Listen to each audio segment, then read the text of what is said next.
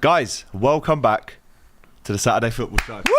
After 2 years away, we're back. Come on! New format, new time, new guests, new studio since we last did the Saturday Football Show. And you can tell I'm a bit excited for this one because, boys, this was my baby, this show. It was taken away from me, but now it's back. I've got him back. And it's the Saturday Football Show in a slightly different format. But I'm so excited to be here, giving you the results to all of the games in the weekend so far, as well as looking ahead to tomorrow's fixtures and Monday. But guys, in the studio, the first show back after 2 years. We had to call some big guns. Unfortunately, none of them picked up. So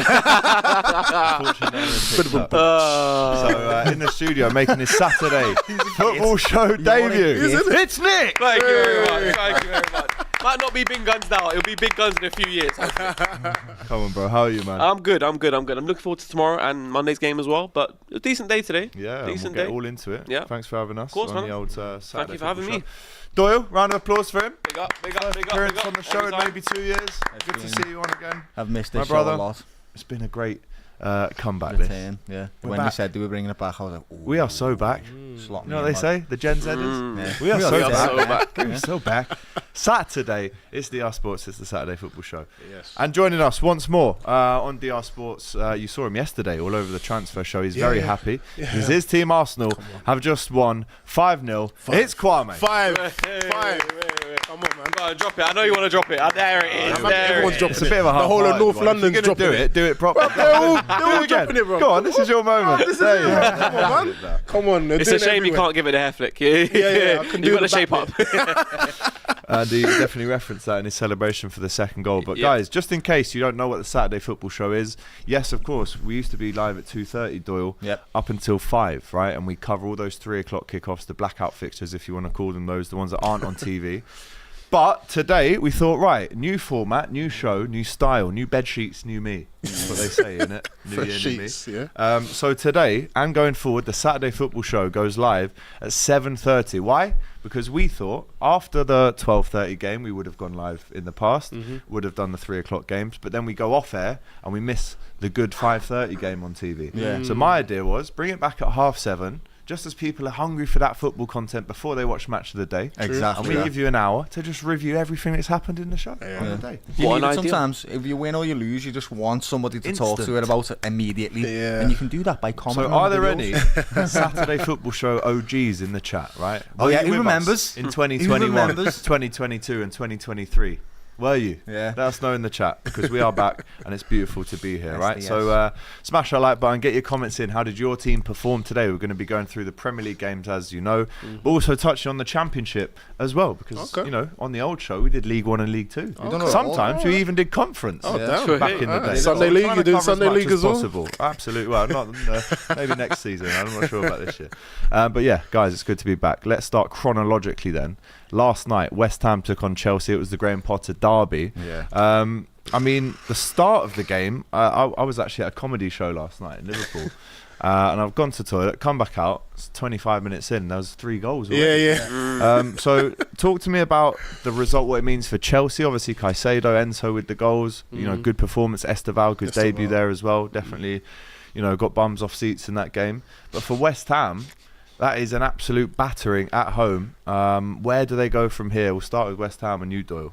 Second time they've lost now already in the season. Played 2 games, lost convincingly twice. One of them was against a newly promoted team. I don't think this game was about Chelsea, to be quite honest with you. I think it was about West Ham and how poor they were. Yeah. I'm quite worried for them. Don't know what Graham Potter's going to do. I think we had a little bet before the season started, and we said Graham Potter, I reckon, would be the first. You'd be the first one to go in it. And look what's happening. I can't imagine that the West Ham fans are very happy with what they're seeing. They've got quality in that team, and it's just not working. Honestly, I think it set pieces. How many they concede? 3 in one game. 3. Yeah. 3 lad. A hat-trick of them. Which for a 3 at the back team as well is really worrying. You've got 3 centre backs. You've got to deal with you it. can't do it. And Cole Palmer wasn't even playing their best player in the warm-up. Yeah, so got to start worrying for West Ham fans. I don't know how you feel. If there's any in the chat right now, let us know how you feel. But wow, they're struggling. How do you feel about it? Look, going into it, Chelsea, West Ham. Do you reckon they look strong now? Chelsea Chelsea looked strong off the back of obviously winning the Super Cup and that, but Club World Cup. The Club World Cup, sorry. So it was just one of those things. But I think the biggest worry for them was obviously Palmer being injured in the warm-up. You know, so it was like, okay, they had a certain plan to go into the game, but then, to be honest, they didn't even need him. No. They didn't even need him. They didn't. The players like Esteval kind of stood out. He was very sharp. João Pedro, who I've spoken about highly before he was at Chelsea, he's doing wonders. Goal and assist, wasn't it, yesterday? Yeah. He's scoring so many goals already, you know. So for me, Chelsea look good. Obviously, they wasn't really tested, but West Ham, they've got a big problem. Yeah. And like listening to Bowen after the game as well, and he's just like, look, I'm so livid with that performance. But I'm looking at certain players, you know, Bowen, your Paquetas. They're probably looking at it and they're like, you know what, maybe I should have got, well, not Bowen, maybe Paqueta, I should have got a move, or maybe I could still get a move before this ship begins to sink. But Potter, I think he's a lot out of his depth. You know, he's been caught out a few times whilst he was at Chelsea. Now he's there at West Ham. It's only going to get worse, I can see. It's true, yeah. You Nick, can't when see you where look they're at gonna how the game panned out, it started off very well. 6 minutes in, Lucas Paquetá scores. El Diouf with the assist. It's a good goal. Coming from Fantastic goal. From France, the left back looks really good. But then 10 minutes later, it's 1-1. And then what is it at the minute about West Ham that once they concede one, the second goes in 8 minutes later, the third goes in 7 minutes after that, and then in the second half, 10 minutes into the second half, they concede the fourth, Caicedo, and then Chalobah scores a fifth 4 minutes after that. They seem to fold like a deck of cards once they do fold. They fell apart, didn't they? They fell apart. And you look at this team and you think, right, so you've got Todibo, Kilman, Aguard, Wan-Bissaka. You've got four sort of functional, solid defenders there who should be able to deal with those set pieces, like I said earlier. So looking at that, it's really worrying. Their goalkeeper situation is not looking great as well. So they brought in Hermansen from Leicester, I think that was. Yeah. So he's not got off to the best of starts. And Graham Potter looks to be in trouble, I'll be honest. But you look at Paquetá, Bowen, Fulkrug, there is quality there. There is. And you'd like to think there could be a good transitional side, good functional side, with Diouf on the left-hand side as well, who can pick up a few assists here and there. But they really need to pick up, because you look at the other teams that are down there. Sunderland started okay. Leeds look capable. I know they lost today badly, but they look capable. Burnley keeping clean sheet. So it's not going to be a relegation battle like it's been in the past. So West Ham really need to pick it up. And you said earlier about Graham Potter being one of the first to go. I could see it happening if it continues in the Do same you vein. think West Ham get pulled into this battle for almost survival straight 100%. away? You can see already in their body language. Yeah. And I know Nick's mentioned a few players defensively. Wan-Bissaka, he kind of looked out of depth yesterday as well, right back. A bit sluggish, a bit slow in the ball. I think it was more their midfield. There was such a big hole in the midfield, and you know, credit to Chelsea and Enzo and Caicedo. They're fantastic midfielders, but Ward-Prowse, question marks, Souček. You know, how are they going to cope in the season ahead going forward? Because Souček's very slow on the ball. Ward-Prowse, I'm not doubting his quality, but maybe it might be a bit too much in that midfield when you're coming up against these top draw midfielders. Yeah.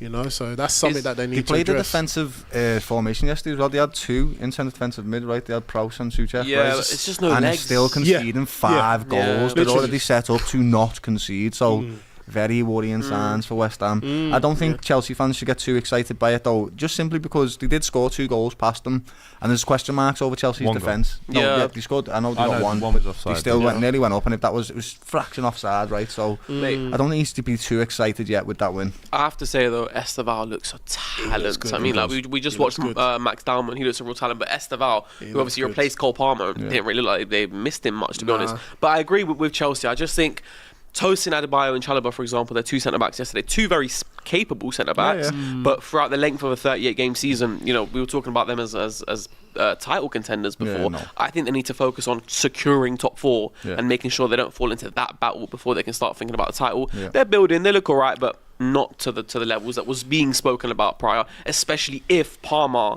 isn't the same Palmer who we've seen at times. His 2025 hasn't been great. 8 months, lad. 8 months Yeah. since he scored an open play goal. It's not Since good. January. I reckon though I reckon they've actually got a shot this season though. To win the league. Not to win the league, but I think a lot of people are kind of underplaying, you know, their team. I know, defensively they've lost Colwill at back. Yeah, defensively, Chalobah centre back as well is going to be a bit difficult because they haven't got that experience. But I think going forward is where their biggest their biggest advantage is, because they can score goals. They've got a million players to Do you know what I swap mean? out, And they have the legs and they have the quality in centre mid. And then even Reece James coming on yesterday, you saw some of the balls that he slotted through, you know, from that inverted position. That pass was insane. Oh, wasn't it? mate. It's always the best passes when you see players like clawing at it. He was just with the literally- last he can possibly get on the even length get of to their it. arms and legs, and they just still can't get it. It was exquisite. I mean, how many positives are there to take away from this game for Chelsea? João Pedro scores again. Pedro Neto, Brilliant. talented player. It's Both the confidence. midfielder score, the centre back scores. And if you actually look at the subs that they brought on, Yeah. I mean, we're talking about Jaro Hato. We're talking about Wesley Fofana, who once was 70 million. We're talking about Reece James, Gittins, Andre Santos. Yeah. Yeah. got Some depth. names didn't even make it. Yeah. You know? They got I think depth. it's just more also that just like we said, it's just how poor are West Ham. That's what I'm saying. what it's Yeah. like. So West I don't know Ham- how much credit I can give Chelsea just yet, because against Palace they looked really stale, Exactly. really flat. That's why So- I'm not super convinced. Yeah. It's only 2 games in, right? Last week we're going to talk about the City game, but last week I thought City were completely back and they were going to dominate the league, and then we've seen what's happened today. Like, you just can't guess what's going to happen too early in the season. It's too early. too soon. And if they had won at Stamford Bridge, I'd be a lot more worried about them. But just that performance against Palace are a good side, by the way. That Glasnow's doing very well with them. Yeah, yeah, but yeah. still, you'd expect Chelsea to beat them, spending £2 million that midfield that they've got, etc., etc. And he didn't. So I'm not super convinced yet, but it's only 2 games in. Not super convinced yet, I agree. And Chelsea fans themselves wouldn't want to get carried away with that result against West Ham. But Good win, on though. paper, it's your London rivals. You go there and absolutely smoke them. You Absolutely. go 1-0 down. That shows a bit of character to come back, yeah. which you're trying to build across the season when you've got so many new faces in. It's the character that wins you these games sometimes. Yeah. So listen, if you're a Chelsea fan, absolutely brilliant result. Nothing to worry loving about, it. really. They're loving it. And Yeah. absolutely loving it. So that was Friday night. Shout out anyone who had that prediction. We've got in the chat here someone that said Ulf says 5-0 was my guess for that game. So 5-1, not too bad at all. So Chelsea fans absolutely buzzing. If you are a West Ham fan though, get in touch on the Saturday Football Show. Tell us how you feel about Graham Potter and West Ham's chances this Just season. quickly to cut you as well, you know, with Potter, do you feel like with all the noise that's going on with Forest as well and Nuno, that maybe it might be a thing where West Ham might be looking at Nuno Espirito Santo to come in if he loses his job at Forest?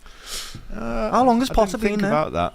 Yeah, not long. long. He's It's got not a like- 25% has it win been a year? percentage with West Ham. Yeah. I think he joined. Didn't he the join Premier League. through the season last season? Yeah. He wasn't there at the summer. He wasn't so there yeah. at the summer, So no. he's not. Yeah. it's If, not- if it's not- that happened to Potter, honestly, that poor man, he was fantastic at Brighton, like exceptional at He Brighton. was. Went to Chelsea, had a torrid time. Now he's Yeah. gone to West Ham. It's I just mean, plumbing. he literally Oh, poor joined man. West Ham as the manager in January this year. So Look at There you go. Right, there yeah. you go. 2.5 deal, That'd 2.5 year sting. deal.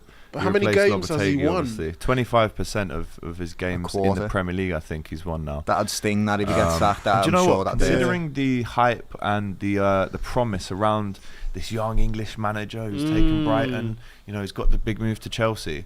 Listen, Chelsea is above West Ham. There's no doubt about that. But Yeah. do you think if this one doesn't work out, which all the early signs are it's not going to, if this one doesn't work out for him, would he ever get a top kind of? And when I say top, I'm saying Chelsea and above, but. Would he get a top table team job if this one doesn't end well for him? can he? What his track record shows that he Yeah, literally yeah. cannot handle it. He'd have to It'll go be a away. Burnley or somebody, Sunderland, a promoter, newly promoted Yeah. team. That's what How the happens. mighty have fallen. Yeah, yeah. West Ham right now, looking at what the quality is, are literally, I know it's too early to say it, but they're literally playing like a relegation team already. Yeah. So, like, But I'm also worried for him. the brand of football feels so weird to me. From what you've gone from old. the way you played at Brighton Yeah. to now the players you've got and the way you're playing at West Ham feels night and day. It's weird, isn't it? It felt like an odd appointment to begin with anyway. It's Yeah. testament to actually how Brighton's being run. Every Yeah. manager that's gone there so far has had a good time, and it's because the behind the scenes has really won Yeah. really well. Like, they were one of the first clubs ever to invest in South America. Did you know that? Oh, no, They stuck an academy in Venezuela, or where was it? No, it begins with an E. Ecuador, yeah. So he started an academy in Wow. Ecuador, which is Where Caicedo's foresight, from. right? Years and years ago. Yeah, there you go, lad. Shock horror. Yeah. Foresight, and if you look at all these like young players that they get consistently from South America, They do have They're great. really well they have available. great scouts They in do. South America. Yeah, no, they have a they lot of do. talents that come through there. So listen, massive result that for Chelsea. Yeah. West Ham fans, like I said, get in touch. Let us know how you feel about the start of the season and what the worst could be, going forward.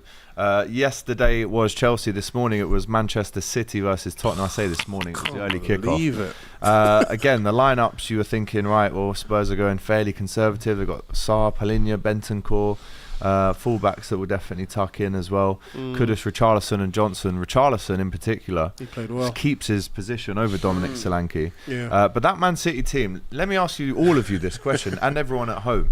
When James Trafford, right, is in the lineup and he's starting in goal for Manchester City ahead of Ederson, what kind of message does that send before the game? But then after the game, knowing how poor he was with his feet and obviously could have conceded more, they lose 2-0 in the end. But what are the question marks or the questions for James Trafford after the game? What's the message it sends out after? The fact that you've dropped Ederson, who, in my opinion, is still top 4-5 goalies in the world now. He's world class. What message does it send at kickoff, and then what's the message at full time? It gives Spurs and the opposition a glimmer, isn't it? It's like, okay, we've got an advantage here. Let's test the keeper out. Let's stick one on him, in the sense of, let's stick it in the air. Let's put pressure on him. Not because he's bad, but it's his first game. It's his first game. And you know what's funny? Because yesterday I was on the show and I was speaking so highly of Trafford, and I said one of the things that he's so good at is his feet. He's very good on the ball, and that's why Pep's obviously taken to him. Yeah.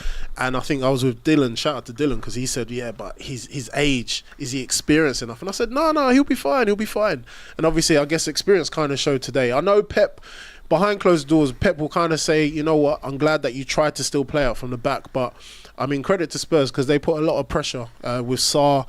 Obviously pressing high, Richarlison forcing those mistakes, but yeah, it was quite surprising to see what happened. Obviously, for me as an Arsenal fan, I hated it. There's loads of noise around Donnarumma as well with Man City. That's probably playing in his mind. I think he's not necessarily. What happens with these young players is they come in, right, and he wants to do exactly what the manager's asking him to do. And sometimes in certain situations, you can't. You can't execute the manager's plan. So sometimes just lump it and get it out. And he's tried to do it. That was all his fault. That second goal, unfortunately. It was. He's looked at a man like Sarr, who's behind. It was Gonzalez. It might have been Gonzalez. Yeah. So he's went past him and he's not checked. Sarr is a pressing machine, mate. He's fantastic. so good. He's everywhere today. He's very, very good. On the screen. And he caught him immediately, like, so it's sly on after Trafford. But actually, after that, what I liked his response, he wasn't bad.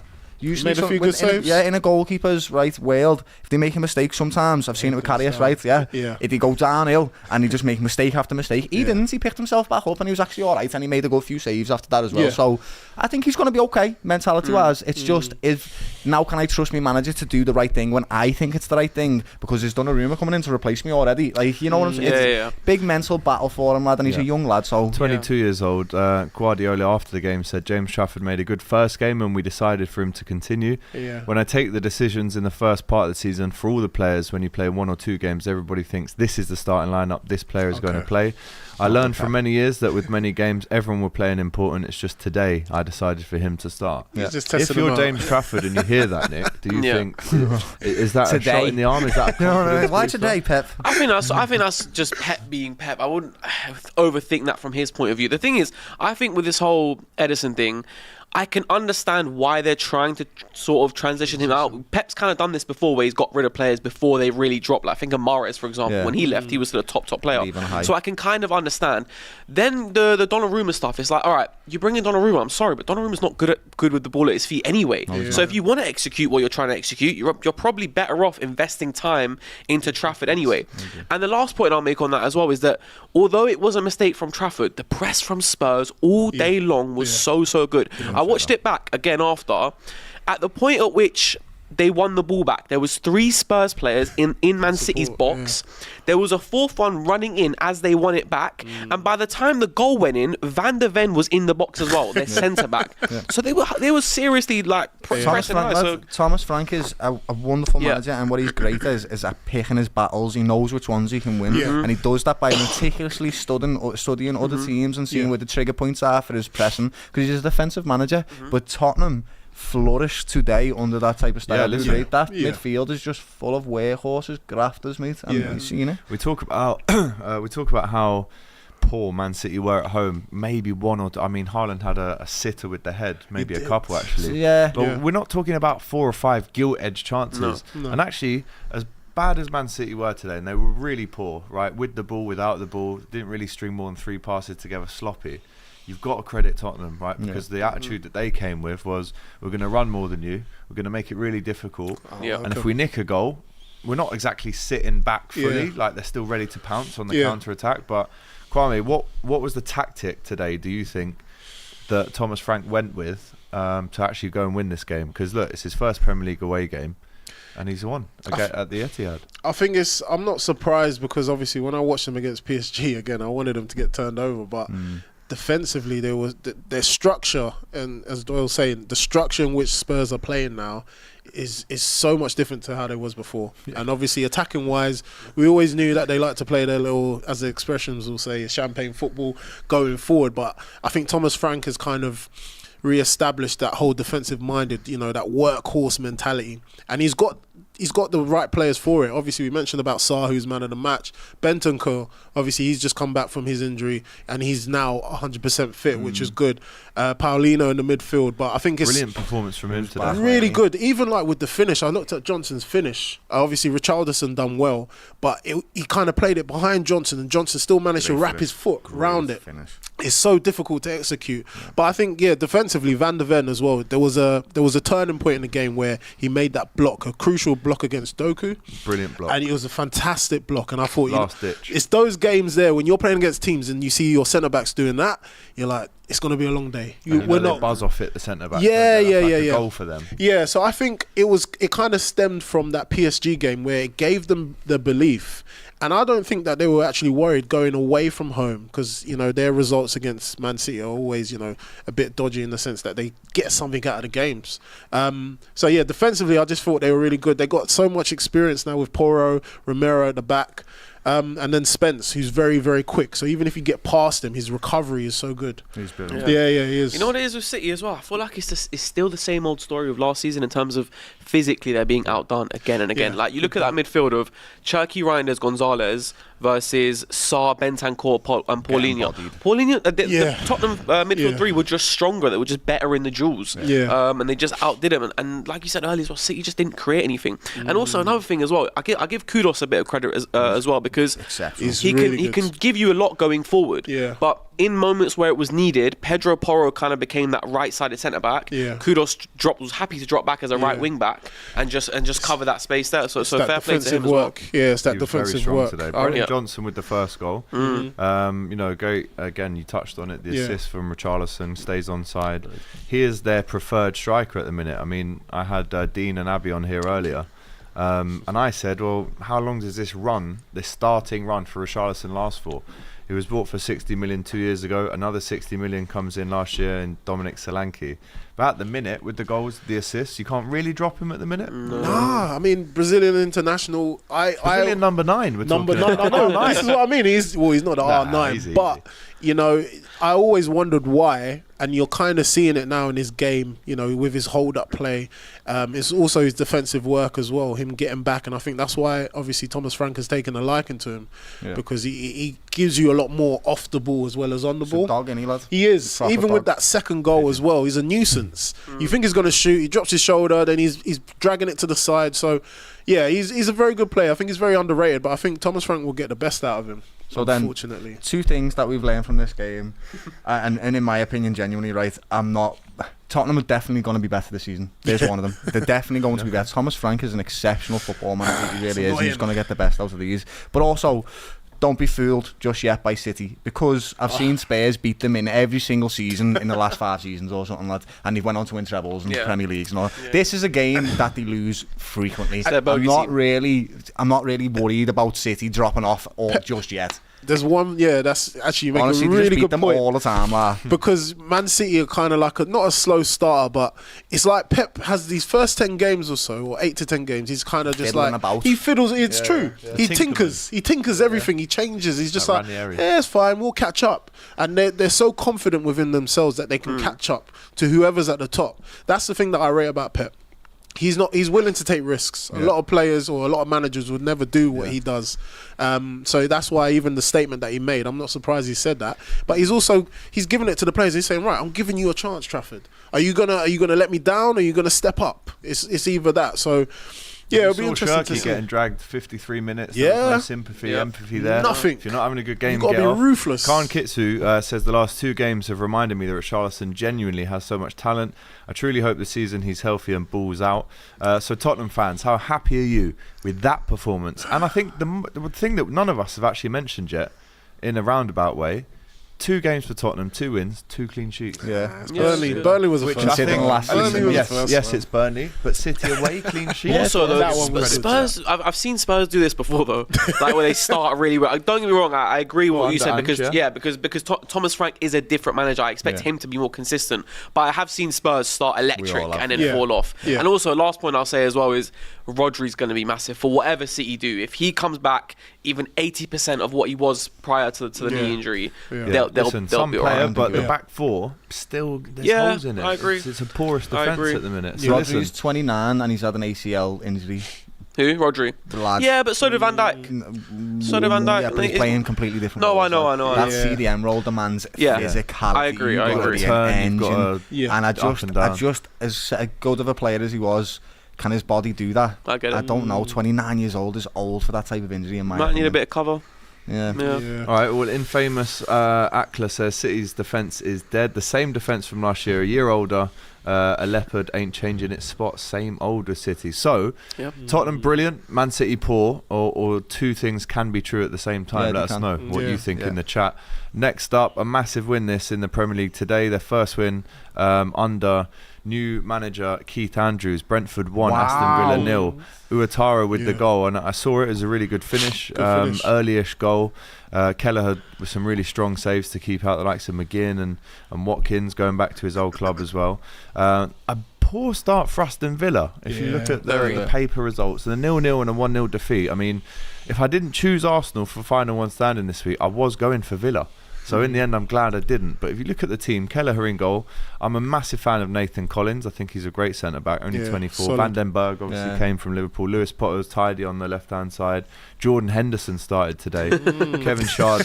Damsgaard, who scored a really good goal that was disallowed. Yeah. But Igor Thiago and Uatara are almost... and the lads on the bench that they've got there in Milambo and Fabio Carvalho still there as well. These are the lads that are hopefully going to replace those Wissa and those Mbumo goals. But Aston Villa, let's talk about them. A strong team, Cash, Mings, Torres, Dean, Onana, Kamara, McGinn, Tielemans, Rodgers, Watkins, and then again on the bench the likes of Buendia who's coming back, Marlon, Matson. It's a good team. It's a good team on paper. Listen, they have lost a couple of players this season, but it's not the start they were looking for under Unai Emery. They look stale. That's the best way I can kind of. It's a lack of creativity in there. They need to get. For me, I would look at potentially getting Morgan Rogers into more central areas where I think he can be a bit more of a threat. Get him. Picking up the ball a bit deeper, dragging you up, because he can do that. He's a really good ball carrier. That's part of his game, And I just think they need some wingers. Yeah. They need some actual wingers. Like they got John McGinn on the right pretty much today. That's not really what you want in a creative sense. Watkins was feeding off absolutely nothing all game long. They could be in a bit of trouble because I don't think they can really make any big signings or any signings really, because they're PSR wise they're in some trouble. Yeah. I saw a stat which was like their wages to revenue was like 90% of their wages was their revenue, which was by far the highest in the Premier League. So they've got big PSR issues, and like I said earlier, it just looks stale. It looks boring. It's funny, right? Because at the start, before the season started, in my mind, I thought because they're going with the core team again, they're going to have bedded in already. They're all familiar with each other, and that stability is going to be great for them when they're going for the top 5, top 6. When you're looking at teams like Newcastle who are full of instability at the moment, but actually, you're right. It could work in the other way where they're now stale because they haven't quite added them bits of creativity or bits of pace that they need in certain areas, and they might be a little bit tired of it, I guess. McGinn in a That's a team, 4-2-3-1. That's a good team. It's a good team on paper. Salah-esque position. Yeah. So that's Villa, right? Poor start to the season for them. Still a lot of question marks over players coming and being brought in as well. But what a big win that is for Keith Andrews. First home game. Very good. Obviously a big defeat last week against Forest away. Everyone had them down to lose, but this time last week, everyone's saying Brentford are very much going down, right? They're in big trouble. Show I good know character. we're not saying that we've done a full 180 on it yet, Yeah. but that is a monumental confidence-building first win for Keith Andrews. Yeah. in the Prem. It builds their confidence, if anything. And as you mentioned, the key word you said was character. One of the teams, if you're able to come back from that result, it was a good result for Forest last week. But yeah, Brentford definitely needed to get something back, and that is a big test to have Aston Villa at home. And like we said, we've gone through Villa's team. On paper, I would have said Villa to win away from home, or to even score a goal. I looked at obviously their stats and how many shots on target. 17 shots on target, but 17 shots on goal, 2 on target. But they're missing something. So Nick's right in the sense of, I think, that width. They are missing a lot of width. They need an out and out 10 maybe to have that creativity to drive them forward. But it is quite surprising off the back of how the season that they had last season, obviously featuring in the Champions League and everything like that, to how they are now. I think they kind of got the stuffing knocked out of them with obviously just missing out with the Champions League position. So I think mentally they're kind of stale, what you're saying, that's true. Where's that drive, that they need? But again, it's still early doors. I'm sure they got to try and do something with the next couple of days whilst the transfer window is open. Aston Villa, they are in Europe this year in the Europa League. Let us know in the chat how you think Aston Villa fare this season, and obviously the start isn't great at all. Jerk says, I don't even sense a slow burner season in Villa. They're just going to have a mediocre season, he says. So listen, Villa, no good today, but massive confidence boosting win for Brentford, and a good goal to go with it as well for the main man Ouattara on his home debut. Obviously 42.7 million, big sign in that. Moving on then. Good flick on header from Thiago to set it up as well. Really nice centre forward play from him. Good finish. AFC Bournemouth 1, Wolverhampton Wanderers 0. Tavernier with the goal. Semenyo, the main fella at Bournemouth, isn't he, at the minute, with the assist after 4 minutes. I think he hit the bar as well. He did hit the bar. Really good strike as well. Toti Gomez gets a red card. The left-sided centre-back there for Wolverhampton Wanderers, who, again, poor start. Yeah, obviously you're not expecting much on the first day of the season against Man City at home. But I did think this was a game that they could have maybe got a draw out of. And once you concede that early, they actually did well, especially with 10 men on for 40-odd minutes. They did well not to lose this game even more. Is that kind of a saving grace in this game? I mean, they've lost 2 games in a row. I'm sure they're not happy about that. Even if they play with 10 men and still lost the game, it doesn't matter. They're going to be furious with this. And it's them and West Ham that I'm starting to look at now. Obviously, it's only 2 games in. But you're looking at them too, and you're actually like, whoa, boys, you just have to look after yourselves here, because Sunderland look like they're a bit more energised than you. Even though they lost today, they still look like they're up for a fight. These teams look like they're struggling. Wolves and West Ham just seem like they've got no oomph behind them anymore. They've got no belief, I guess. I don't know. The manager's going to have to do it for them, because it's not going to come from anywhere else, mate, to tell you that. Yeah, I'm looking at games in, though. I keep doing this, right? We do this every single year. We all predict these things, and none of it is. It's so circumstantial. Like, football is like that, right? Players can get injured, all this type of stuff. So I'm not going to make them worry right now, but poor start. 1 shot on target in the full game for Wolves. Wow. 14 shots in total for Bournemouth, 4 shots on target for them. But like you say, the table doesn't read nicely when you look at it. Right now, as things stand, Wolverhampton Wanderers down there with West Ham. 2 defeats in 2 games for them. So if you are a Bournemouth fan, that's a massive result. But if you're a Wolves fan, where do they go after this poor start? Is there any names still to bring in? Is there any names to go? We still hear of the links between Newcastle and Strand Larsen as well. So maybe that one's one to keep an eye out as well. The other game at 3 o'clock today was Burnley 2, Sunderland 0. Cullen and Anthony with the goals. Both near the halfway mark and towards the end of the game, which must have killed Sunderland off. But if you look at the lineups, I mean, Kyle Walker started this one, home debut. Dubravka's in goal. Ugochukwu from Chelsea. Cannibal Mesbury from United. Yeah, exactly. He's been around. So some household names in there. Scott Parker is almost the master, isn't he, at promoting teams from the Championship. It's just whether he can keep them there. But Sunderland, under Regis Lebris, the manager, kind of come through, haven't they, with so many players that they brought through from the Championship, which you have to respect. But the money they've spent as well, and the experience that they've got in, including Xhaka, and obviously the new lads all pretty much scored last week. Mark Gui came on as well with 10 minutes to go today.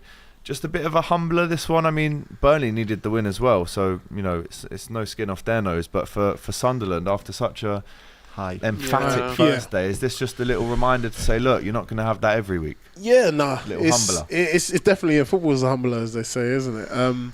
Yeah, Sunderland probably need to just watch themselves, not in the sense of obviously fighting out for relegation, but not to get carried away with themselves. And I think, yeah, this was just a little reminder for them to just say, keep your feet on the ground, and obviously, take as much experience or take as much lessons from this loss. As you said, when you look through their team, on paper, again, it looks strong. But I was looking at like a Dingra, etc., to cause a few more problems, etc. It just didn't quite click. I feel like Sunderland will do all right this season. They stay up? I reckon they will stay up. Really? I reckon Big they've shout, got that. I reckon they've got something about them that will help them stay up. With the experience of Xhaka and etc., I feel like they can still do it. But yes, not to take any away from Burnley, because Burnley are a very good team. Obviously, when you looked at them in the Championship, they were fantastic to come up. Scotty Parker, he's been here before, so he's been drilling those boys in the sense of, this is the Premier League. If you make one mistake, it's over. You get punished. So it was a good win for him. Yeah, I think obviously because it's only the second game, we're not thinking too much about it. But this is realistically a 6-pointer, isn't it? This one's in progress. They're going to be two teams that are going to be scrapping it in the relegation battle. So it is a big result. There's not really much in it in terms of the stats. It was a pretty fair game, I'd say. Potentially Burnley's home advantage maybe got them through. But Sunderland did have a bit more possession, but didn't really do much in it with it. Sorry, I do think. It's tough when trying to predict how relegation is going to go, but I do just wonder if Burnley's defensive stability might just...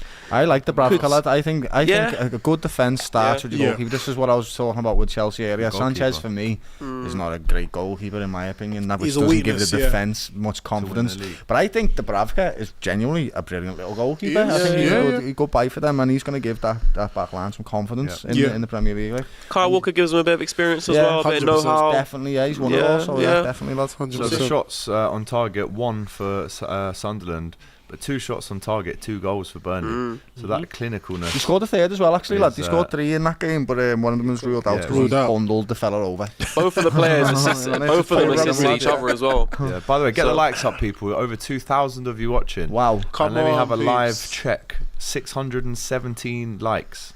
That's got to go up. Yeah. It's the first Saturday. on. It's the first Saturday football show What's back going on? in 2 years. Have some respect. on, wake up. Big up production Tap and these it. panelists each and Tap every it. time. Tap that like button. It's free, guys. It helps us we have bring got it back. Saka news coming up for you very shortly as well. But going to the Arsenal game, 5-0. Starts off. Durin Timber gets a brace. Victor Gyokeres gets a brace. Saka on. pops up with the goal as well. A really good right-footed finish. Boss finish. Kwame, we have to come to you first. Yes. I've been Again, waiting. the lineup: Raya, Timber, Saliba, Gabriel, Calafiori. It's pretty much what Arteta has preferred so far this season. Odegaard, Zubimendi, Rice, Zubimendi with his first Emirates Premier League game.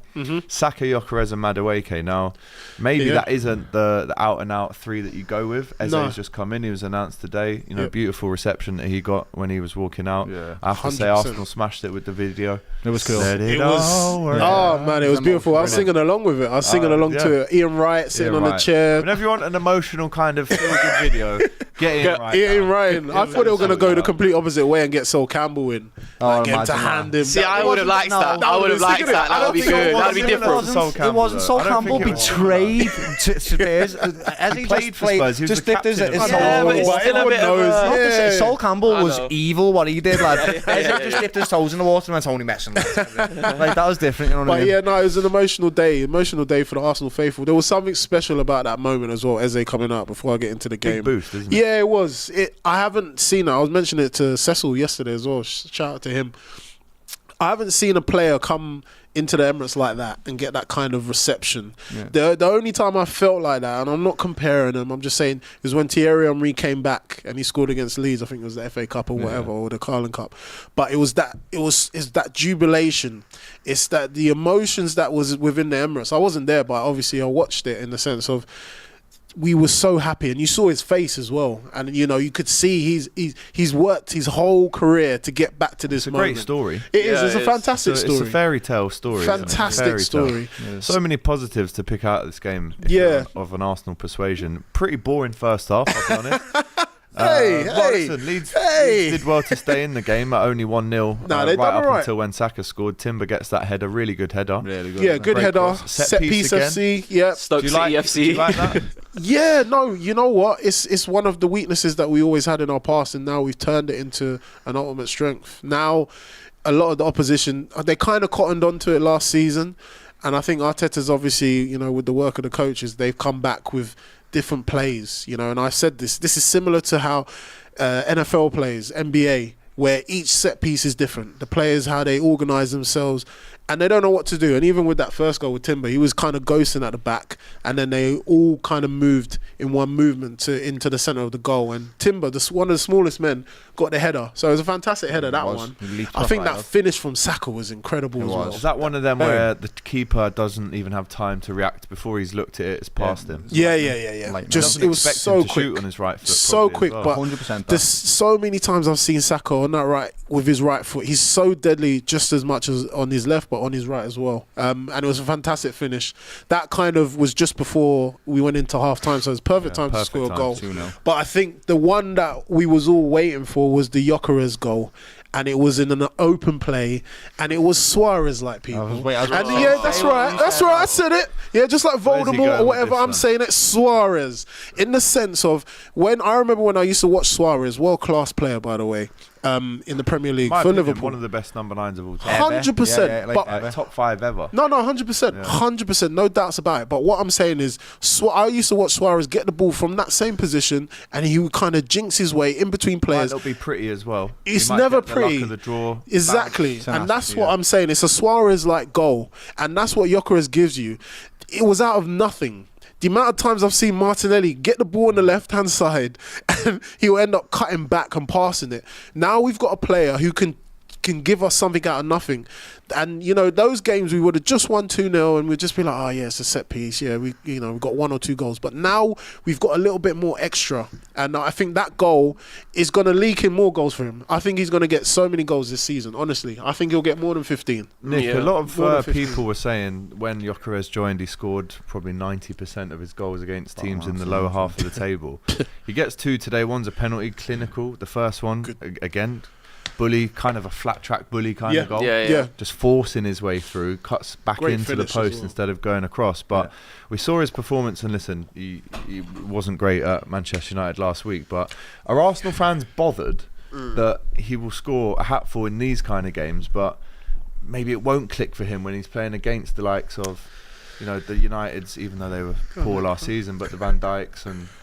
Yeah, you know what? Teams like that. Yeah, you kind of like the way he sort of scores sometimes is like it's almost like he bundles his way through players and gets a goal. He won't do that as much in the Premier League simply because it's a more physical league. But in terms of the stat pattern against the lesser sides, see, I don't think that's as much of an issue for Arsenal in particular because Arsenal do well against the big six anyway. Yep. They're quite all right They against need the to big win six. these games. But It's actually, these last ones. season, wasn't it West Ham at home? It's Fulham. those games, yeah. Fulham, The stumbling blocks. So those are the games Yep. where where you're creating chances, but no one's putting it away. Or it's the games where you're fiddling about for so long in and around the box, Yep. but you're not putting it in there because there's no one in there that you really trust to go on and finish it. So That's it. the fact that you've got that guy now is going to be a massive boost. I'm still hesitant to say where I think how good of a striker Gyokeres will go on to be, but it's almost like it doesn't necessarily always matter because if you just get him the chances that he needs, where the one-touch finishes, Yep. then he'll kind of be fine. He'll score a lot of goals anyway. Yeah. So I don't think it's an issue that he doesn't necessarily score against the big sides. And also, that might will. change at Arsenal. Yeah, He will. Yeah, He because will. if there's space in behind, he can run. Yeah. He can run. I support Liverpool. I don't know. You look at Arsenal as probably one of the. I know, if you couldn't sell. And I Thought see you were a Arsenal toffee as lad. probably the strongest candidates to win the league. Like, this is the final piece that they've been wanting the whole Thank time. you, They've got thank a you. great back line. It's the best in the league. Thank you. This is what they've been waiting for. And if he kicks on now and he gives them motivation by scoring these goals, mate, they're threatening. Then the thing about them is they're winning when they play poorly and they're winning when they play good. They Yeah. played crap against Man United last week. They did. sample They size. did. though. Yeah. I know. Let's see that across I the know. 38 I know game that, right? season, It's a game we keep still- going. It's only 2 games in, of course, right? But right now, what I've seen so far is them play bad and win, and then play good and win. So like, they're a threat. They're Are a you- big threat to win this league. Are you worried now, obviously, because I'm looking at it now, we're playing you guys next week. Yeah. Are you worried with the fact that we've slumped Leeds? Obviously, we just about got a win against Man United, but still going into the game now against Anfield, I'm very confident as an Arsenal fan now. I don't think you'll beat us at Anfield. I think this is a game on paper that you should absolutely be winning. It's one of the easiest games you're going to play all season. Definitely, you're playing at home against a promoted team. You should be winning this game. True. Going to Anfield is a completely different test, mentally, physically, quality-wise. It's a very different game. So we'll see what happens. Also, with the Saka going off and Odegaard going off, you don't know if they're going to play next week as well, right? No. So that's a big blow. If Saka's not there, then I'm feeling a lot more confidence about the Liverpool game. Mate, I've got lots to say about if Liverpool. If Saka doesn't start, you've got Madueke and Martinelli as your two wingers. That's not great. That's all right. No. Would Eze, for example, would Eze start? Would you start Eze next week? This is where I would start Eze. This is where I would change it up. But then Odegaard, if he's out, then maybe Eze comes in instead of him. You could put him there, and then you could put Wanyeri on the right, or you could put Martinelli there for his defensive duties, etc. But Martinelli naturally is on his right, so I think he wouldn't be as bad. I think just on the left where Marty used to play, it just used to stifle us going forward. Whereas now, when we're transitioning into that final third, we can be a lot more clinical. I saw a lot more balls going forward, which I didn't see in the Man United game, which I was upset about. Yeah. So now they're kind of realising, we've got a world-class striker who can finish anywhere. Give it to him and see what we can do, but it will also give him that support. I saw Eze, obviously he was clapping obviously Gyokeres' goal, because he's thinking, I actually can't wait to play in this team, because he's looking at the opportunities that certain players are getting. He's like, I reckon I can score from that. When everyone's fit, then is Eze the left winger? For me, yeah, I think so. I think it makes sense. Arsenal fans, let us know what you think at home. Yeah, 100%. It's going to have to be Lewis Skelly though, creating the width for you, because he's not a left winger really. He drifts into the middle. Yeah, you need Lewis Skelly. 2 number 10s, and you'll need Skelly to bomb on. Well, you got Skelly, and then you got Calafiori, who loves to go forward as well. That's something that obviously Skelly needs to work on his game, is maybe going wide instead of inverting, and he's going to congest the midfield. But yeah, for me, it's either Calafiori bombing forward past Eze, but because Eze is so gifted, he's going to draw so much attention to him, which will free up space for these players. 2 years ago, we got asked the player of the season, and I said Eze, and everyone was like, "Why are you saying this player?" And I was like, "Because I love to watch the way he plays football. He's a beautiful player. I'm a freestyle footballer. That's what I do for a job, right? So I do all the skills and that myself. Yeah. And he reminds me of a player that's grew up playing in the cages, lad, and you just can't get the ball off him, bro. And the way he does it aesthetically is beautiful. He's effective. He's got every type of shot in his arsenal. I honestly him going to you now is he's the last of a dying breed. He's the type of player. Excellent. He's a bit fantastic. of a maverick, isn't he? Yeah. One of the other massive positives, including Duran Timber gets a brace, Gyokeres gets a brace, Saka scores, and we'll speak about the negatives after that. But Max Dowman comes on today, becomes Arsenal's second youngest 15 player. 15 years, wins a penalty at the end. 3 days or that's a child, lad. That's an actual child. I gotta say, right, when I was in Thailand earlier on in the year. We were at this restaurant, and next to us was Max Dowman's dad. No way. In this Koh Samui restaurant, and the guy said, "That's Max Dowman's dad." And I went, "Who's Max Dowman?" Definitely, I know who he is now. Yeah, now you know. I've just watched him. I mean, he flashes a volley just wide. He's 15. He's in year 11. He's taking his GCSEs. He's still got braces. He's half my age, mate. He's half my age. He's still got braces. He's quite tall as well. His stature is quite tall. Wiry though, and tricky, isn't he? He's tricky. He's strong. He's quick. He's confident, and there's something about him. I know a lot of Arsenal fans, we always go on about our youngsters, but there's definitely something special, even when you compare to how Wanyeri kind of broke through. You got a great academy, lads. No one can deny that. Skelly and Wanyeri, one of the best, and now that, lads. One of the best, and I think that even him just coming on just shows you how much faith Arteta has in the young man. 15. I know it's Leeds, yes, I know it's at home, but still, no, it's fantastic. So it was great to see him. He even won a penalty for us, which is, again, he's helping us in different ways, where he's committing defenders to cause fouls on him, and then that obviously leads to us getting our penalty. That's one thing about Arteta. I don't really like Arteta, I can't lie to you, brother, but I'll give him credit there, right, where he brings the youth through, and I respect him for that, because he recognises talent and goes, I'm giving you an opportunity. And I have a lot of respect for that. He was. And now you've got 2 fantastic, 3. Dowman definitely could be one, but now Lewis Skelly and Max Dowman, what a Premier League debut that is for a 15-year-old. That's mad, isn't it? Jamie Redknapp in the game before said, I've seen him when he was 7 or 8. This was in the warm-up to the game before he'd even come on and done this. He said I have no doubt that he'll go on to be one of the best players ever.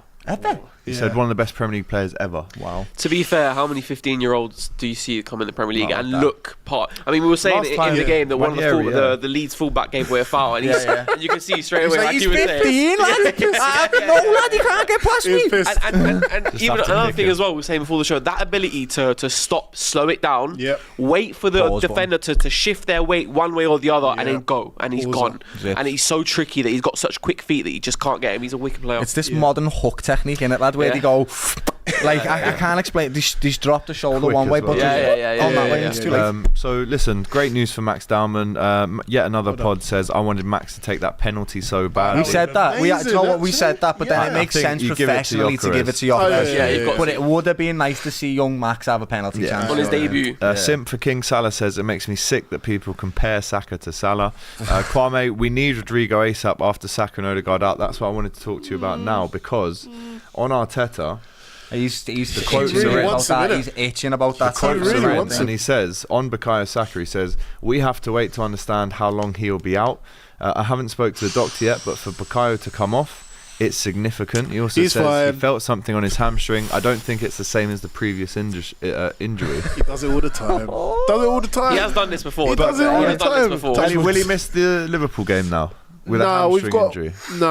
I You think think Saka plays? Hang on a second. How do you know though, lad? Do you reckon he plays? What? Yeah, he'll be fine. No, he'll be fine. He'll be fine. the amount of times we've seen. Look, I'm not. He does I'm do not- this. Yeah, I'm not discrediting. Obviously, if it is an If injury, it's it's an a injury. if you're touching your hamstring, Which that's he 2 or snapped 3 off weeks. last year. He Arteta- literally snapped it off He last does year. it a lot where he plays it. He plays it up to it's really serious, and then all of a sudden, oh yeah, he's there. He's He in the does do starting that because he lineup. done it to Liverpool last season as well. Actually, Thank you. He actually did. What? I remember thinking Saka's not going to start, and then all of a sudden we got there. And he was like, "What's happening, boys?" And he smoked that all the Robbo, lad. I time. was But then- gutted. But then he Oh, yeah. gave Fergie the used to do it all the the limp time. Saka at like the 70th minute, didn't he? Yeah, I remember that. He gave the I was- famous limp. I was Yeah, limping. I wasn't yeah, even yeah. that good. I was limping and But the everything. thing is, though, hamstrings, right? You know, so before my hamstrings injury, before my time, before I could have gone pro, right? The Did hamstring you went. do your hamstring? Did you? Yeah, I did. A few times, both hamstrings. But point being, once your hamstring goes once, it's one of the most sensitive, Michael Owen was a different player after it. You couldn't run in behind. That's what I'm saying about Rodri earlier. Them 100%. ACLs, right? So, like, Yeah. I've played football all my life, right? And there's certain things that you can do and get away with, and there's certain things that you can't.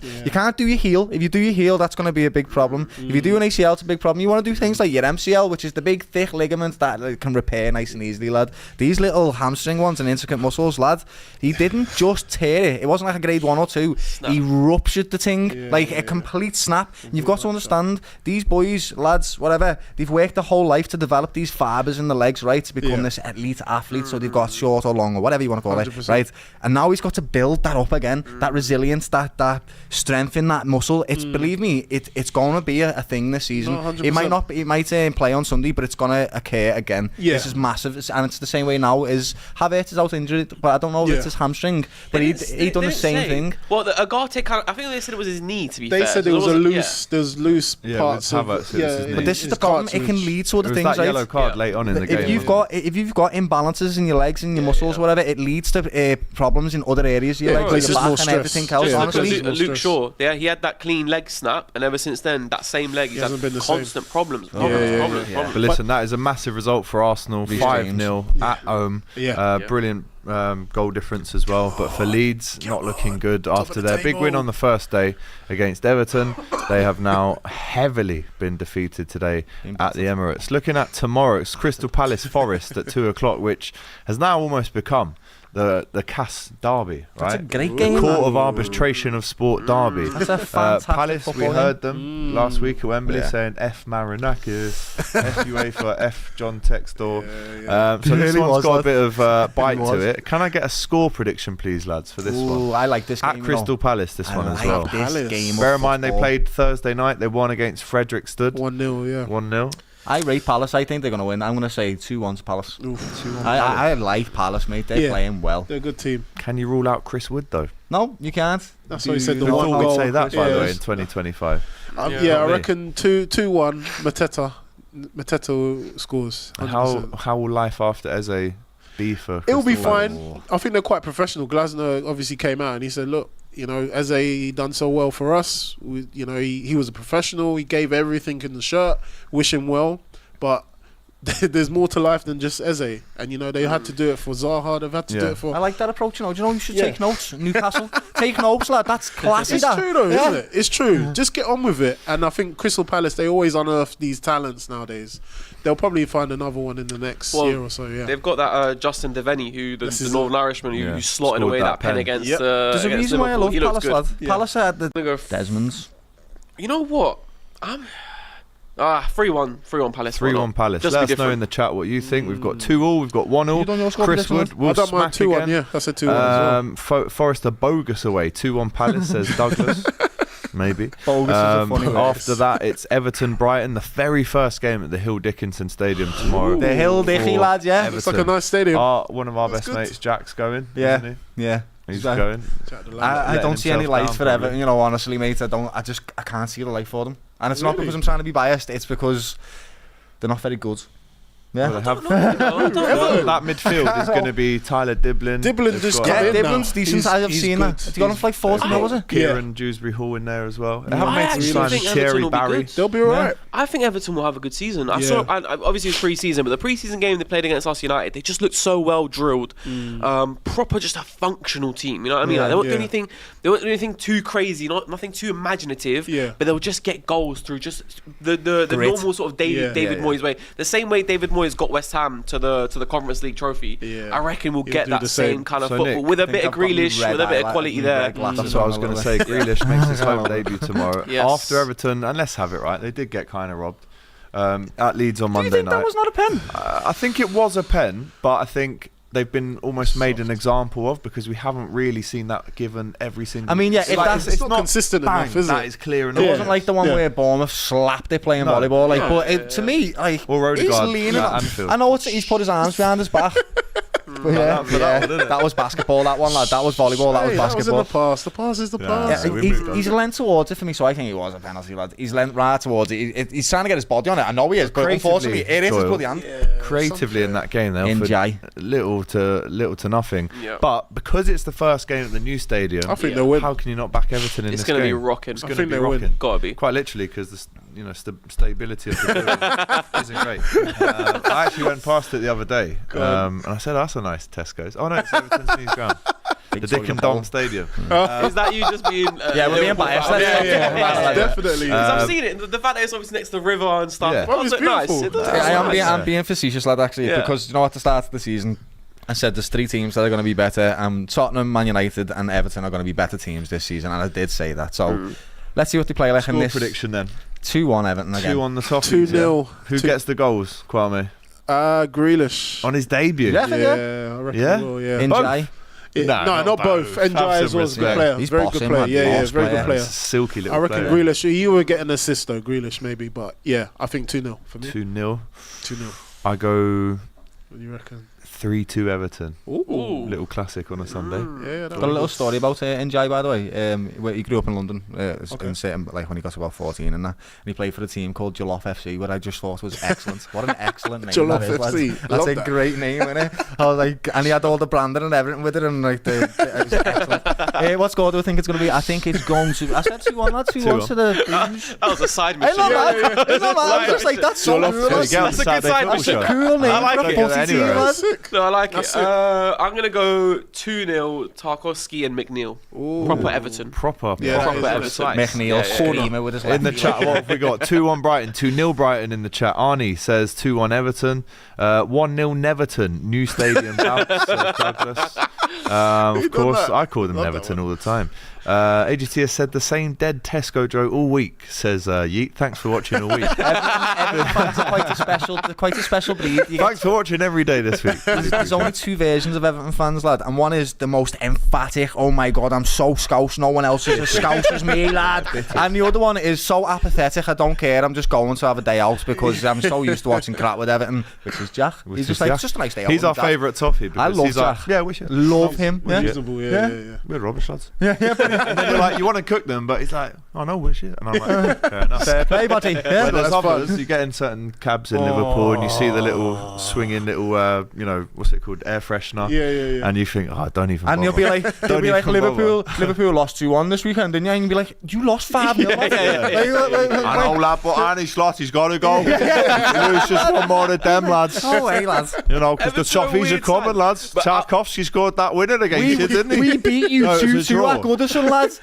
I know it was a draw, but that was pretty cool. It was good. That was It was pretty good. cool. I It like was that. I like exceptional that. game. I The thing is, watched Everton are a that weird in, team. I'd never want to see him go down. Of Never course. want to see him go I down. went want for that 1 down. year. No, never. I They're a want Premier League club. Down. I want the Scousers to be at the highest. Yeah, I That's would a like to tune see as it well. just once. No, just no. the No, once. Everton. No, I they're would too just good. like I like to see them. it. I like That them. Tarkovsky goal lives deep in my memory. Yeah, it was because painful. That I was in a goal, conference room in a hotel at 4 a.m. in Thailand watching that. Jesus. And then I got painful, that. got engaged the Fantastic next goal. day. Oh, Felt like it went through the net and into my heart, lad. As soon as it happened, I went, no, not watching that. I missed all the red cards again. So we're going for an Everton win. Let us know in the chat what you think. Did Brighton come and spoil that party? To be honest, the Seagulls in general in Liverpool are very pesky little characters. They're always pooing everywhere. Yeah. So will the Seagulls come and shit on the parade? Okay. Quite literally as well, by the way. 'Cause there are seagulls Love everywhere that. in Liverpool. We will preview the the Liverpool trip to Newcastle on our Monday show, so we'll leave that for then. But Manchester United go to Fulham tomorrow, Nick. Your team, 4:30 kickoff, who recently, there is a decent record at Craven Cottage, but this is Manchester United we're talking about. This is coming off of a loss against Arsenal. Is this already a must-win game for Ruben Amorim? you know what? With United, and because Amorim is kind of on thin ice anyway. Because you know, like the whole percentage stuff. Like we saw it on screen earlier, he's only won 25% of his Premier League games. That's gonna haunt him if he doesn't start well. So he does need to start well. And it's like, oh, you played well against Arsenal, but you didn't pick up a single point. So it's like, it doesn't matter. So you do have to perform. I do feel fine though, because first of all, the performance was good anyway. But the main reason why I just feel okay, especially tomorrow as well, is Mbeumo and Cunha were both so good. They bring so much that in that sense I think we'll be fine. Defensively, I actually feel alright as well, if I'm being honest. The three at the back, the Lik, Dioro and Luke Shaw, they looked pretty sturdy against Arsenal. I expect them to be fine. Dorgu on the left wing back, sort of bombing up and down, looks really good. So I feel alright. And also, it's Craven Cottage. We just win there for whatever reason. Like the last few years, it was like Bruno late winner, Garnacho late winner. Do you remember that Ronaldo late winner back in... Well, I was young. Was it Giggs? No, it was really Ronaldo late, one. That where was he goes off the left, cuts Ronaldo. in. Yeah. Cuts in. Ronaldo. 06-07. Yeah. I was really young, but I don't know what it is with me, like, but every time I think of Manchester United, have you seen that meme, where it's like the African reporter and he goes, Manchester United, and he just starts laughing, lad. Every time I hear Man United, that's what rings through my head, and I'm just like, be serious, this is a serious TV show, this, lad, you know what I mean? You've just made it not But also, serious. let me get Cheers, back mate. to seriousness. You said the defence, you feel secure in it, right? I don't know how, because everything goes back to goalkeepers with me. They're so important. And Onana Good point. is a terrible, maybe the worst goalkeeper for Man United ever. That bad. Is he fit now? you know, I think Has he ever I been expect fit? Onana. I expect Onana to start. The thing is with Onana, which is I agree, and I want a keeper, and I think we need a keeper. Poor. Yeah. One thing I will say is we need a midfielder before we need a keeper, in my opinion. But I don't think that's going to happen. We're bringing in Le Mans, who is going to be a sort of second choice keeper who will compete with Onana. Right. The thing is with Onana, right, is that first of all, we haven't seen enough of his ball playing abilities, which realistically was why we bought him. In the Champions League final against Man City, he was like one of the best players on the pitch because of his ball playing ability. We need to see more of that. And the other thing is with Onana is that he'll kind of be fine for the most part.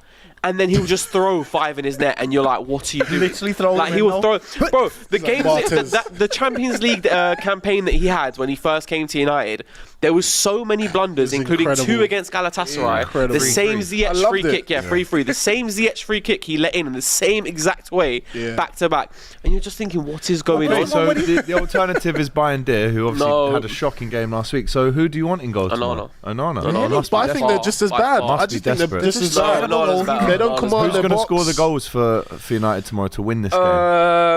I think Mbeumo will get off the mark tomorrow. And Bruno kind of just does what Bruno does. He's just consistent. Even like, he's finished 15th last season and he got, I think it was 19 goals and 18 assists. He's just a good player. wrong team. Tight So- though between the two teams recently. There was the FA Cup game in March. Yeah. There was the slim United win at the end of January, and obviously beat them the first day of the season last year. Xerxes scored the winner.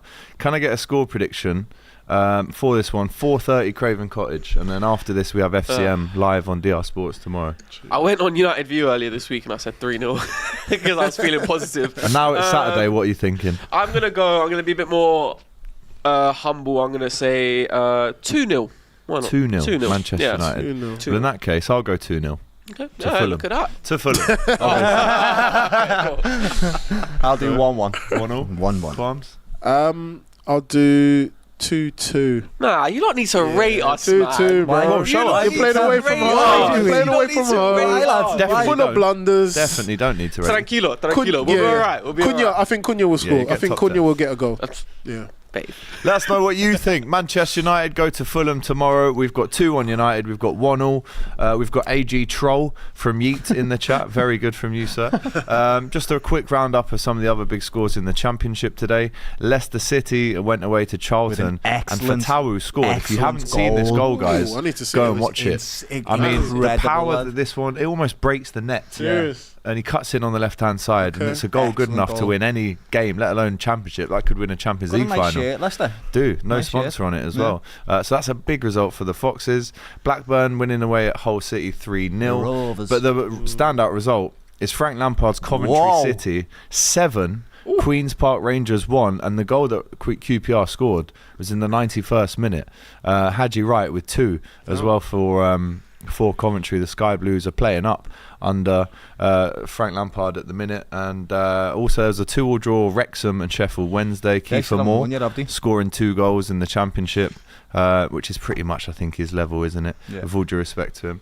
West Brom drawing with Portsmouth, who are back in the Championship as well. I cannot wait, by the way, for that first Southampton versus Portsmouth derby. That's gonna be. I cannot wait. That's one of the OG Barclays is- derbies. yeah, that. yeah. I love 100%. What's happened? Championships quality's just accelerated in Yeah. the last 10 years. It's Yeah. mad. Yeah. Yeah. So listen, that was the first Saturday football show back in 2 years. That's amazing. Absolutely amazing. I've missed talking about it and just being impartial about I football like for going it. through the Championship results, Nice. the League Yeah. One. We'll do a bit more of that for you because I know it's not just the Premier League. There are other football teams that of exist course, outside of the Big Six, right? Like Tranmere Rovers Well, like beating Tranmere Crawley Towns Rovers, 2-0. big up to them. They've got a Rovers. good result at home there against them. Swindon Town picking up points at home to Shrewsbury. Winners. Don't laugh. Salford losing.